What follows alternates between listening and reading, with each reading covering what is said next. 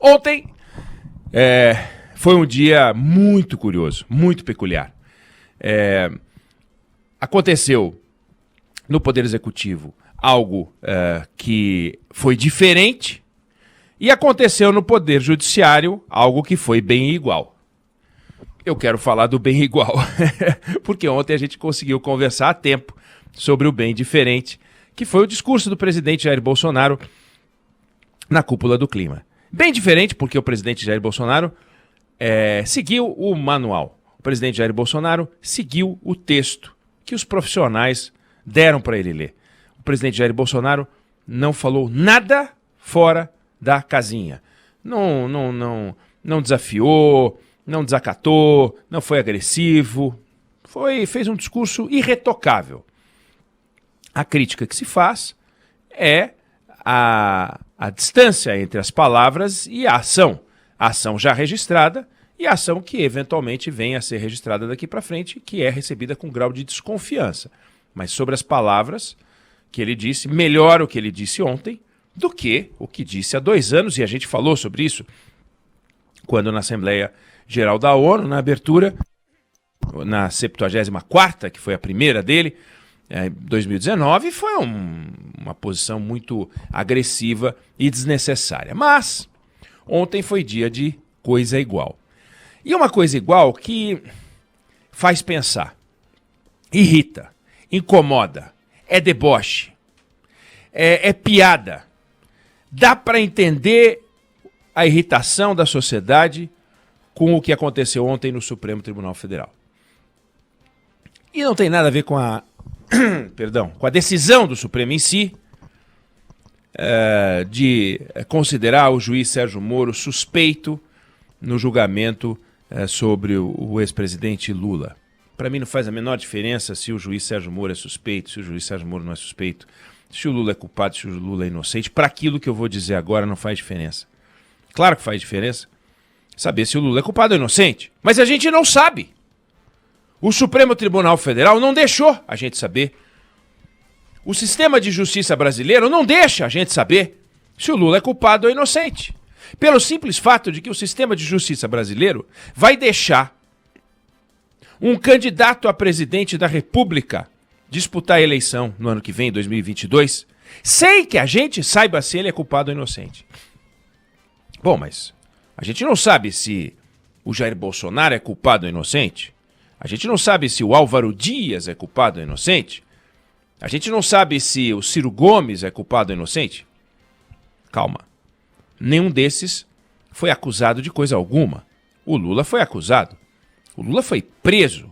O Lula puxou 580 dias de cana. E o Lula saiu desse processo sem que a gente saiba se ele é culpado ou inocente. O Jair Bolsonaro não está sendo julgado. Como pode alguém ir para a cadeia, ficar 580 dias em cana, disputar uma eleição depois, sendo que foi proibido de disputar a eleição anterior? Poderia ter disputado. Não pôde. Vai poder disputar de 2022. Como é que ele pode disputar de 2022 e não poder disputar de 2018? Porque ele agora ele cumpriu a sua pena? Não cumpriu a sua pena. Ele simplesmente ele desfruta, outros são vítimas, do nosso sistema de justiça. Torto, porco, injusto, canalha. Canalha com quem hoje está preso e sequer foi julgado. Canalha com quem hoje está solto e sequer foi julgado. Nesse caso, canalice com a gente, com a sociedade. É um tapa na cara. O Lula pode dizer que é inocente, sendo que não é, mentira. Os adversários dele podem dizer que ele é culpado, sem que ele seja, porque é mentira dizer que ele é culpado. Quem diz que ele é culpado é a justiça. A justiça não diz que ele é culpado e a justiça não diz que ele é inocente. O nosso sistema de justiça chegou num patamar, e por essa razão, quem está me vendo pelas redes sociais, eu estou na frente do plenário do Supremo, vazio, em homenagem ao vazio de ideias, em homenagem ao vazio de justiça que nós estamos promovendo nesse momento no Brasil. A gente tem que respeitar as decisões do Supremo, mas a gente pode discutir as decisões do Supremo, a gente pode debater as decisões do Supremo, a gente não pode descumprir as decisões do Supremo Tribunal Federal. Então eu preferi estar agora, e quem não estiver vendo, estiver acompanhando pelo rádio, @eueneg. Vai lá no Instagram, coloco as fotos, tem os comentários que eu faço de abertura. Podemos bater um papo depois sobre esse assunto com mais profundidade.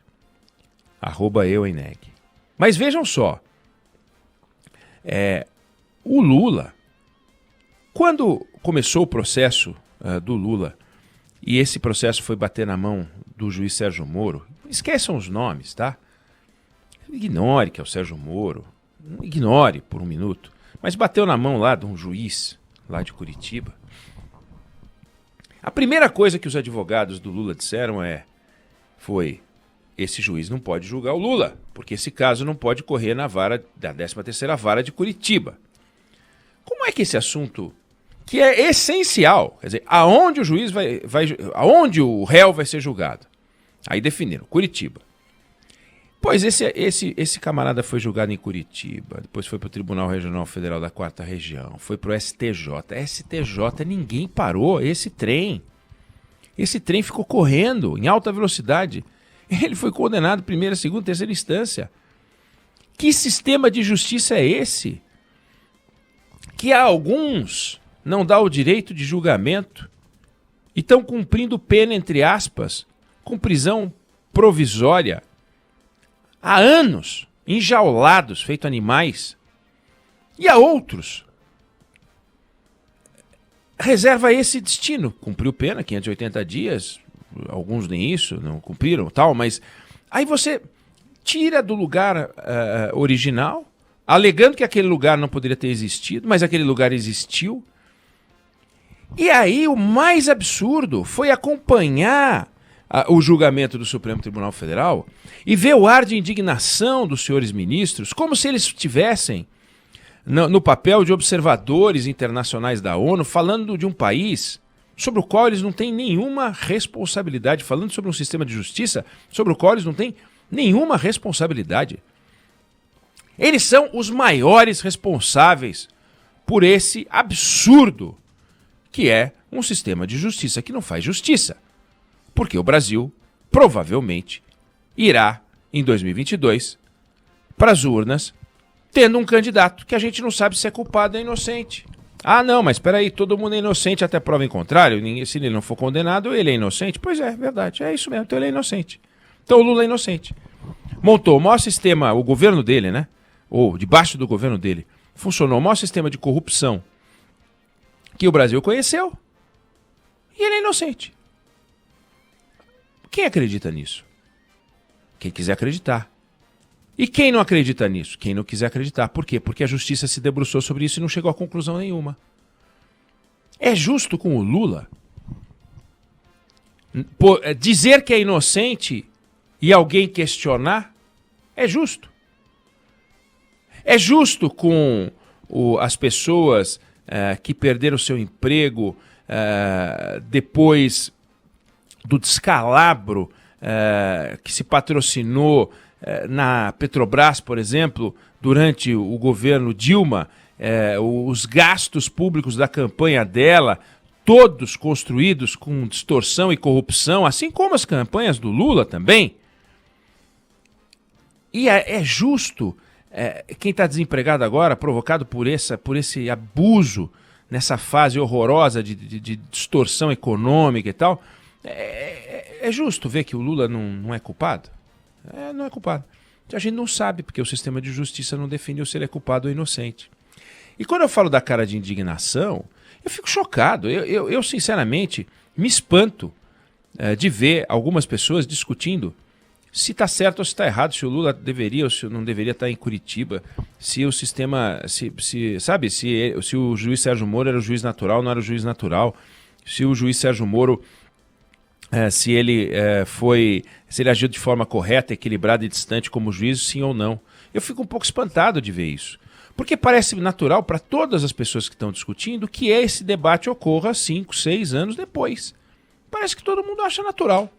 Não, nada mais natural. Não, o Lewandowski está certo, o Barroso está errado. Não, o Barroso está certo, o Lewandowski está errado. Há um racha no tribunal, o Gilmar Mendes pensa garantista, o outro é caprichoso, o outro é... Como é que chama aquele dos bois lá? Caprichoso e garantido e tal. Para mim parece aquele negócio de boi bumbá, aquelas coisas. Não faz sentido. A questão central é a seguinte: no dia em que o juiz Sérgio Moro divulgou os diálogos da Dilma com o Lula, acabou. Acabou. Tinha que ser afastado do caso. Ah, não é... É a 13ª vara? Tá bom, é a 13ª vara, mas o juiz Sérgio Moro não pode, porque ele fez um negócio que é irregular. Não pode fazer. Ainda assim, aí o que aconteceu? O Supremo pediu explicação. Aí ele dá uma explicação. Aí ele pede desculpa e fica tudo bem. Aí anos depois, ele é suspeito. Olha que coisa porcalhona, que lambança. O Supremo Tribunal Federal é o topo desse sistema de justiça que o Brasil tem. Não saber, é o que disse o Rodrigo Aidar ontem, conversando com a gente, não saber qual é o lugar, o endereço, a alçada em que se deve dar um determinado debate é primitivo. Aí o Supremo Tribunal Federal se reuniu pouco antes, né, algumas semanas, 2 semanas, semana passada, para decidir, olha, não é Curitiba. E agora, para decidir que o juiz Sérgio Moro é suspeito. Alguém tem dúvida de que o juiz Sérgio Moro foi incorreto ao divulgar, por exemplo, os diálogos entre a Dilma e o Lula? Tudo bem, no debate político, na guerra política, alguém pode dizer, achei bom, quero que se dane. Não é teu pai, né? Não é tua mãe, não é teu irmão, não é tua irmã, não é tua filha. Dane-se fazer injustiça com a Dilma ou com o Lula e tal.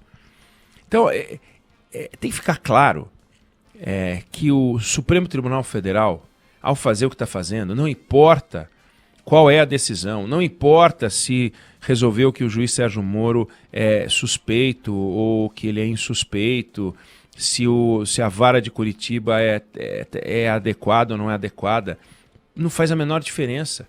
O que é inconcebível é que esses senhores encapotados, que esses senhores que nem puxam a cadeira deles para sentar, que esses senhores que têm uma mordomia do caramba, esses senhores que muitos deles ao longo dos anos ganhou mais dinheiro fazendo palestra do que salário do Supremo Tribunal Federal, esses senhores que têm, sabe, na Suprema Corte Americana os caras vão dirigindo o próprio carro.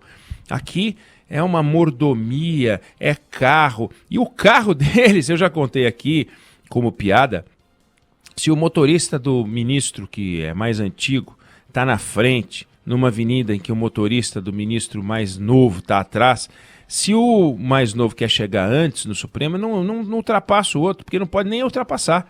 Tamanha essa quantidade de regras. E outro absurdo, quando vão escolher quem vai ser o novo presidente do Supremo, é um sistema tão bacana que os votos, os papéis com os votos já são distribuídos para os ministros preenchidos. Então, a gente já sabia que ia ser o Fux, que já estava preenchido com o Fux. É tudo combinado. O Fux era o vice-presidente do Dias Toffoli, agora ele é o presidente. Depois acho que é a Rosa, né, Weber, e assim vai. É tudo sabido. Mas o que esses senhores patrocinaram ontem, com os seus rostos indignados, com a sua voz que sobe e que desce, o Barroso, o que é aquilo? Parece um teatro, né? Parece um teatro. Sugerindo que o Lewandowski... Então, sugerindo que tem ministro a favor da corrupção, e os ministros que ficaram incomodados, questionando, então o senhor acha que eu sou a favor da corrupção? Eu sou a favor da corrupção? Isso que eu sou da corrupção?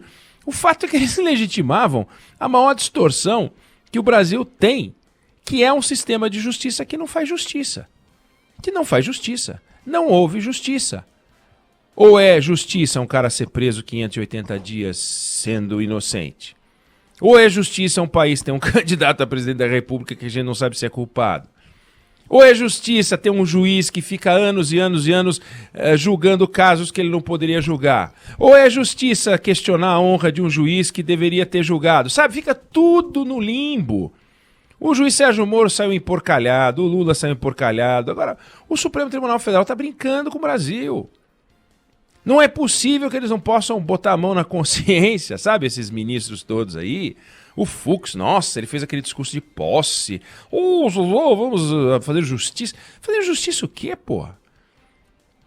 De prático, que até onde eu sei, O Marco Aurélio, todo questionador, soltou um traficante. Isso é justiça? Soltou um traficante por uma formalidade. Então, as coisas são feitas por formalidades. Traficante, formalidade sai. O Lula, formalidade, não vale nada do que fizeram. Não pode. É preciso que a gente vá na essência da coisa. O Lula é culpado ou inocente? 2014 começou a Lava Jato, nós estamos em 2021, chegando em 2022.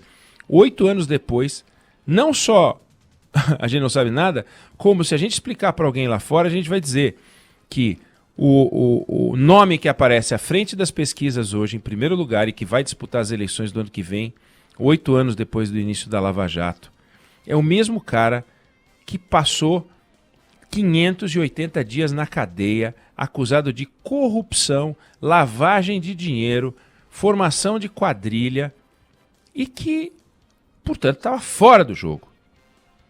Eu acreditei que ele estava fora do jogo, porque o sistema de justiça brasileiro disse que ele estava fora do jogo em primeira, segunda e terceira instância. Agora, não só ele está dentro do jogo, como ele está em primeiro lugar. Direito dele. Mas dá para acreditar que a mesma pessoa que cumpriu pena, não é que foi prisão preventiva, que cumpriu pena por corrupção, é o camarada que está em primeiro lugar? Os brasileiros são a favor da corrupção, por isso que votam no Lula? Não.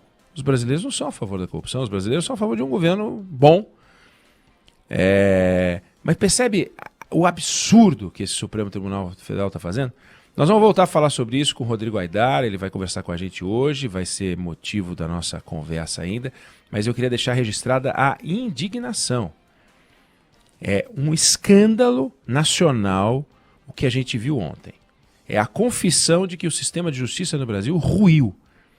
Os senhores encarregados de fazer esse sistema voltar a funcionar são os mesmos que estão ajudando a destruí-lo. São os ministros do Supremo Tribunal Federal. Eles têm que pegar, botar a mão na consciência, tirar aquela capinha, tirar o palitozinho, arregaçar as mangas e começar a trabalhar na construção de um sistema de justiça mais íntegro. Os códigos não precisam ser alterados. A prática dos juízes é que devem ser alteradas. Esse intervencionismo e mais essa forma primitiva de ver o conceito de justiça.